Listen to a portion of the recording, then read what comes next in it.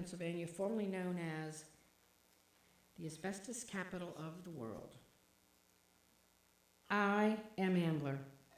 You've heard John F. Kennedy say, I'm Berlin. Well, I am Ambler. I've been volunteering with ADAO since about 2005. I do this work with ADAO because my wonderful husband of 12 years, Joe Amento, died of asbestos-caused mesothelioma in 2003. He appeared perfectly healthy at Christmas in 2002 and was dead only 7 months later. He died at age 53, leaving our then 8- and 10-year-old children without a dad. His asbestos exposure was environmental, from living in the town of Ambler, which had numerous asbestos manufacturing plants and resulting waste. The asbestos was just blowing in the wind. Present-day Ambler is a very cozy, walkable town, only 0.8 of a mile square, a town of great restaurants, a little playhouse, a refurbished theater, one of those old-fashioned ones, and many community events. I love living in Ambler, as did my husband Joe. As the asbestos capital of the world, the quaint little town of Ambler is burdened with 75 acres, that's 15% of the town, of asbestos waste from decades of asbestos manufacturing. We have 2 Superfund sites. We have flat parcels of asbestos waste and abandoned asbestos factories. The EPA was in Ambler since the late 80s, so why, in 2016, do we still have exposed asbestos waste in Ambler? Ambler, by the way, is 20 miles northwest of Philadelphia.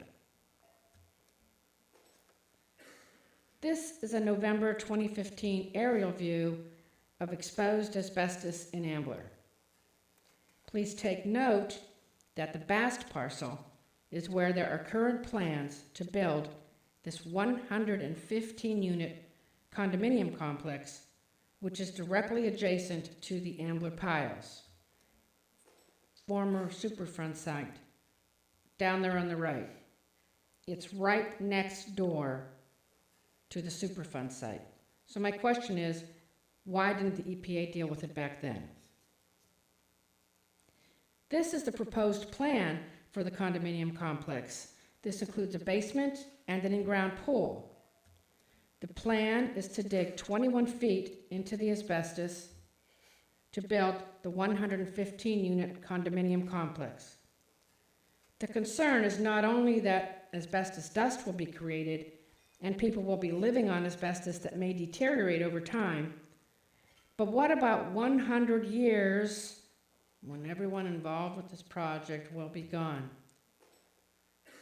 Will people still be attentive to the fact that Ambler Crossings, which was built on asbestos property, actually contain asbestos? The Bass parcel, where Ambler Crossings is proposed to be built, is highly contaminated with asbestos, mostly chrysotile and other toxins.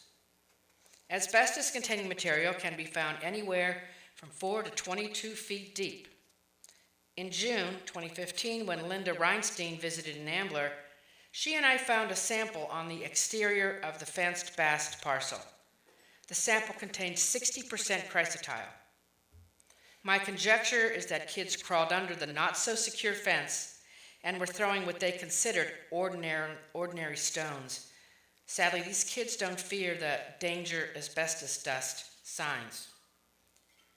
ADAO, together with the Environmental Working Group, requested U.S. senators, including Senators Casey and Toomey of Pennsylvania, to have the General Accounting Office investigate decades of inaction of exposed parcels and buildings in Ambler. This is the Bast parcel, where condominiums, still subject to approval, are proposed to be built. The bottom picture is the sample that Linda and I found. Tony Rich's laboratory in Michigan reported that the debris was 60% chrysotile asbestos.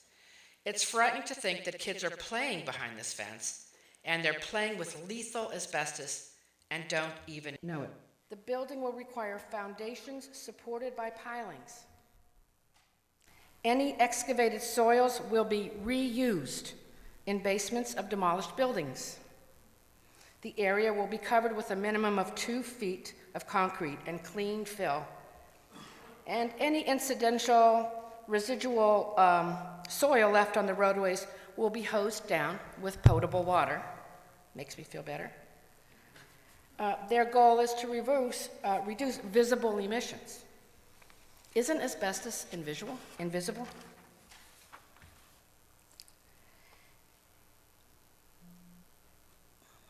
We have been raising awareness, asbestos awareness in Ambler, Pennsylvania, because of the piles that we have there.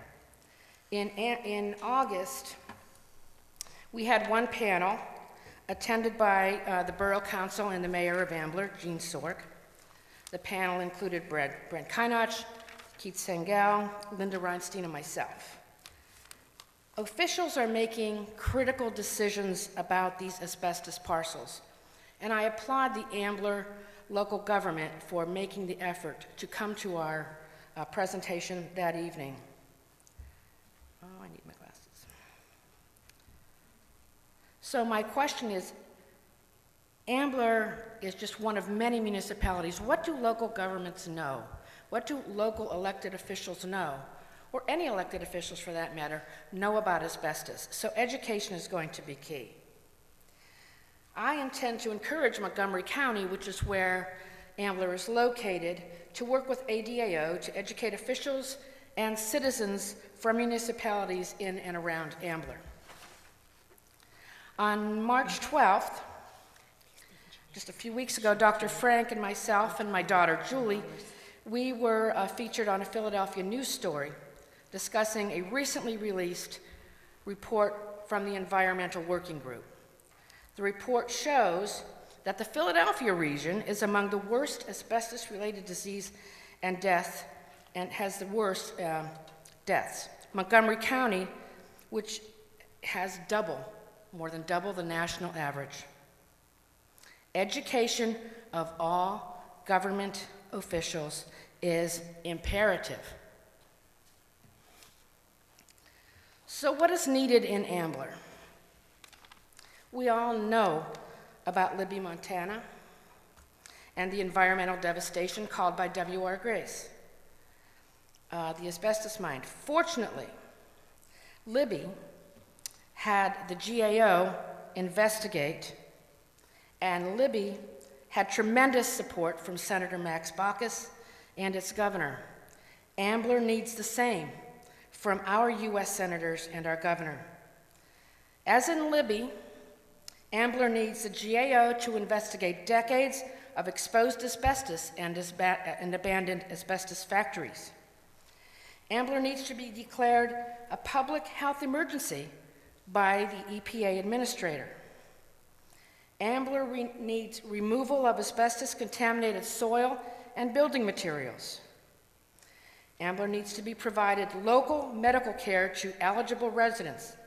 Just this week, my aunt's hairdresser called, Ambler's a very small town, called me about a 53-year-old woman with breathing difficulties, which she feels is related to her work at the asbestos factories. The problem is still current. We need our elected officials on the federal, state, and local levels to make it their legacy to demand that Ambler asbestos buildings and debris be cleaned up once and for all.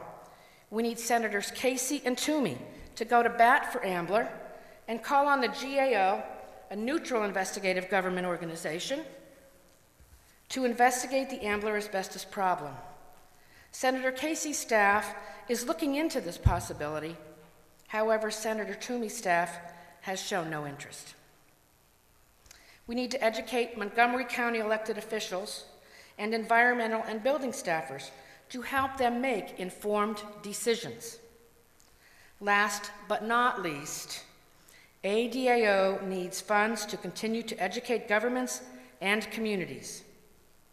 Thank you to all who have donated, especially our sponsors, platinum sponsors, gold sponsors, silver sponsors, individual sponsors, and thank you to those who will donate and support ADAO in our mission. Thank you.